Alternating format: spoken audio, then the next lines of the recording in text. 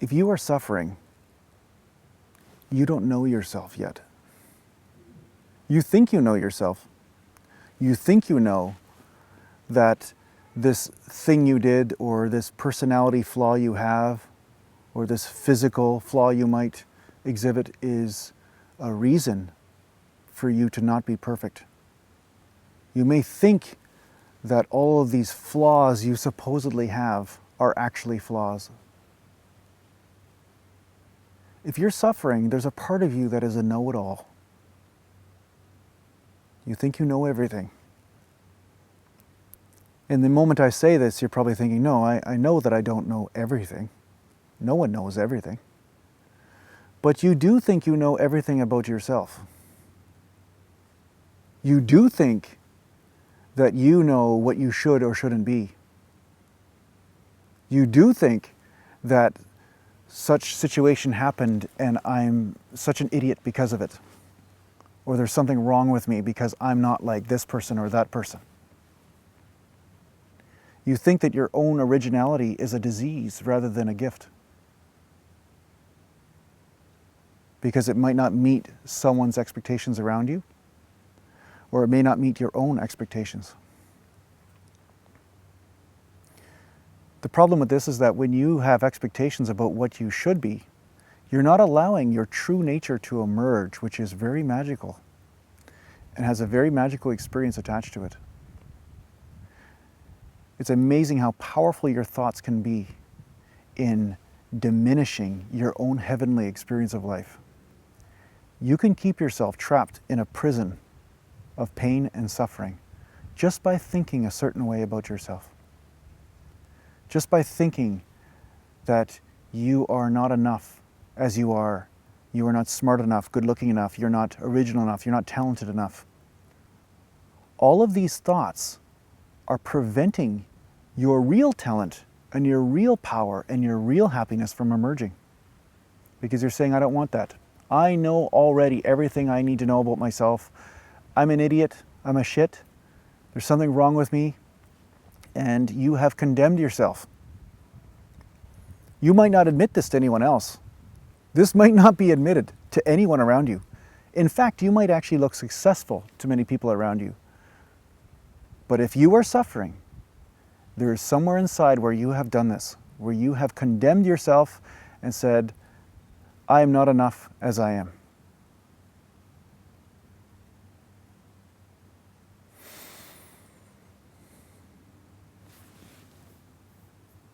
Now, how do you get free of this? Or can you? Can you get free of it? You can be free of it the minute you decide that you're no longer going to believe all the bullshit you told yourself about yourself. You're no longer going to believe what the world says you should or shouldn't be. You're no longer going to believe what has been trained into you based on your upbringing, based on your society structure, based on whatever it is that you believe from this life, past lives, whatever you want to get into. You just start to embrace your unconditional beingness. See, unconditional love has to start with you. If you don't unconditionally love yourself, you will never love anyone else unconditionally. Because every expectation and every thought and every game that you have imposed on yourself, every expectation that you say you should or shouldn't be something in order to be okay, you have actually also imposed on the world and everyone around you. You might think you haven't, but I guarantee you have. There are people around you that you will expect to play the same game that you have had to play inside. And this prevents love. This prevents a union with another being, and really the nurturing of the gift that will emerge from that being that is totally original, that is totally amazing in its own color and vibration than yours. Yours is also amazing, and together there's a beautiful rainbow dance that comes from it. You know, that it's funny. everyone expects everyone else to play the exact same role or to hit the exact same ideal. But if we had a society full of people that all were doctors or all were lawyers, what kind of society is that? I mean, they need to be doctors to someone, they need to be lawyers to someone.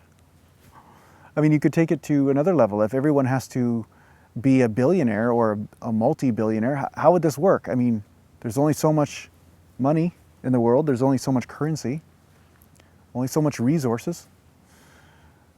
Now, on a spiritual level, there's not, but that's another discussion. I don't want to get into that. But what I'm saying is, to expect every plant to be the same, every tree to be the same as another tree, every flower to be the same as another flower that would diminish the world, that would diminish the experience. But somehow as human beings, we all look to one or two people and we say, we all have to be like that. And then we wonder why we suffer.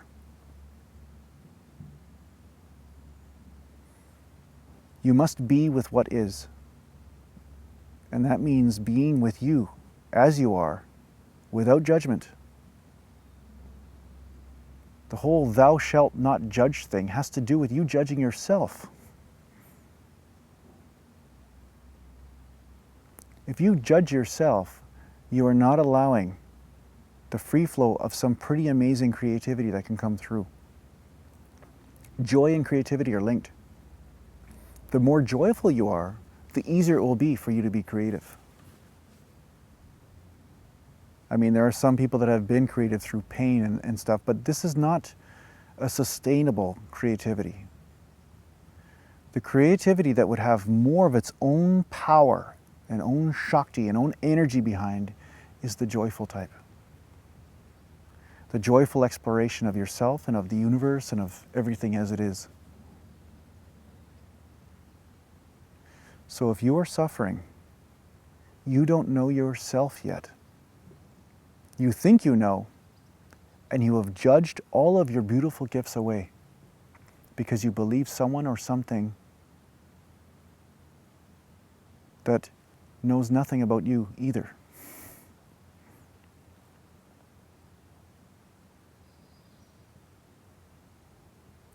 Dare to explore yourself.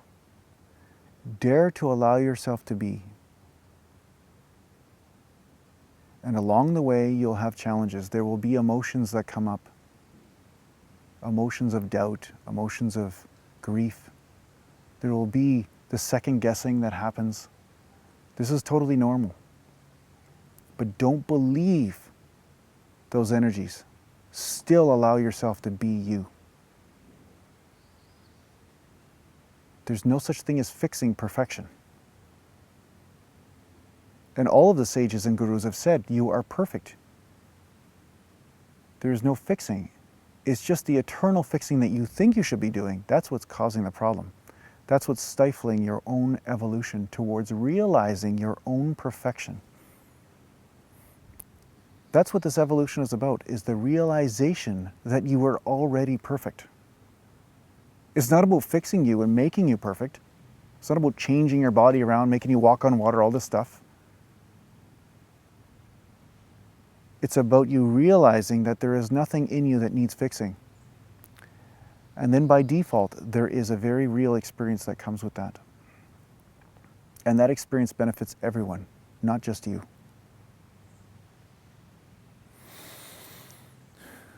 So I hope this helps you on your journey, and feel free to leave a comment or a question, or if you have any ideas for what kind of video you'd like me to put up in the future, just let me know.